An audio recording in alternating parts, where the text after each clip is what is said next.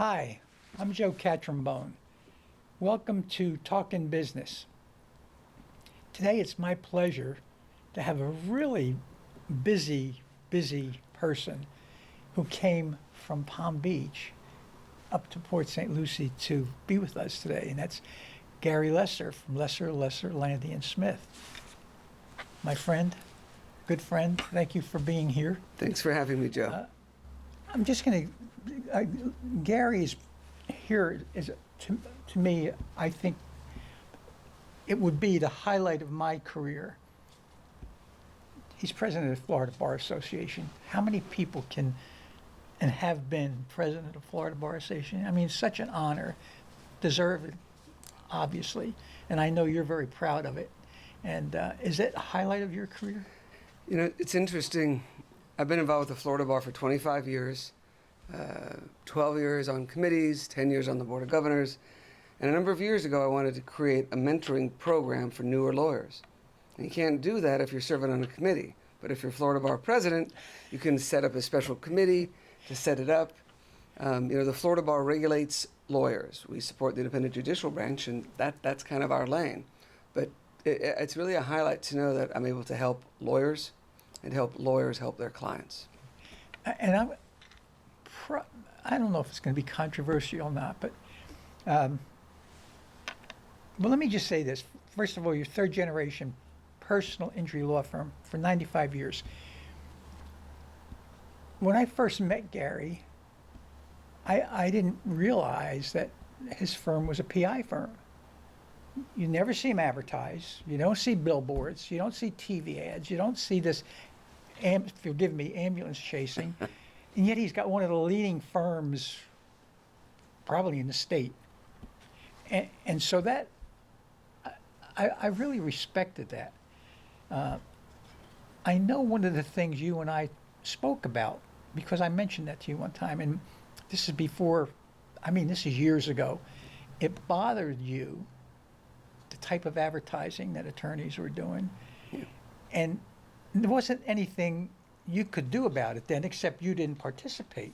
So as president of the bar, is there anything you can do, or is there anything that you've done? Well, the Supreme Court of the United States of America, which is a higher power than me, said that. Really? I didn't know that. Yeah, it seems impossible, but very true. They decided in the early 1970s that freedom of speech allows lawyers to advertise, but it's commercial speech, so it's subject to reasonable regulation. You can't make promises you can't keep. Courts in Florida have followed that. I never advertised. I'm very lucky because I'm following the footsteps of those who came before me. My grandfather was an old school country lawyer who did personal injury and whatever else came in the door. And he would size people up and say, well, this person can probably pay the full amount. This person could pay half. And this person might be on hard times, but he would never represent someone for free because he wouldn't do that to their dignity. He would charge them some nominal amount, so they would also provide a certain respect for the services being given. Skin in the game. And my dad took a similar approach, and I just followed in their footsteps. You work hard, you do a good job by the client, so you're allowed to advertise. But what does the advertising say? Are they making promises how much someone's going to get? Oh, I know. The process is a lot more challenging than if you really know your clients and work on cases. So, we've made sure that Florida's actually, despite that we see more billboards, we're one of the strongest advertising regimes amongst state bar organizations in the country. And I want to make sure that we stick to that. You can advertise, but advertise things that are true and verifiable and that ideally would be client and community serving. A couple of remind me of used car salesmen. I think of you every time I see them. Well, I love being a lawyer. My grandfather was my role model. I'm a little kid. I'm 8 or 9. Always a big smile on his face. He loved helping clients. He loved being involved in the community. So when I was a kid, I'm like, I want to be like that guy. That's who I want to be. Great role model. Yeah. Congratulations.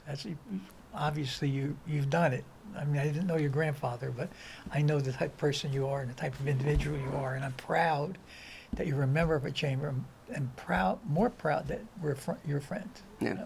We've been friends a long time, and it's shortly after I joined our chamber, a long time ago. I think I had a lot more dark hair at that time.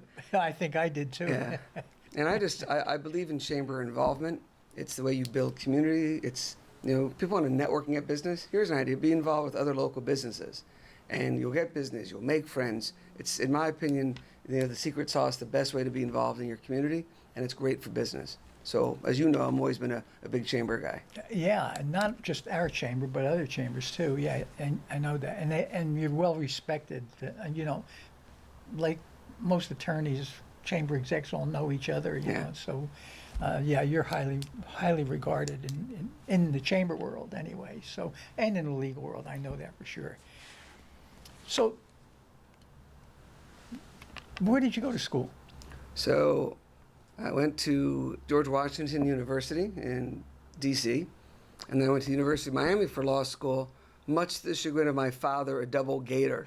My father had 2 kids and 6 granddaughters, and he did not get a gator. And that's how it goes. None of my 3 daughters is going to go to George Washington University, so that's how it goes. I know. I see you're visiting schools with the girls. Yeah, we're doing it for the 3rd time. For any parent who's done the college visit thing, this is our 3rd time. We got to have a 25 turning 26, a 22, and my youngest, Rebecca, is 17. She's a junior, and we're starting up the process again. Yeah. Does she have any idea where she wants to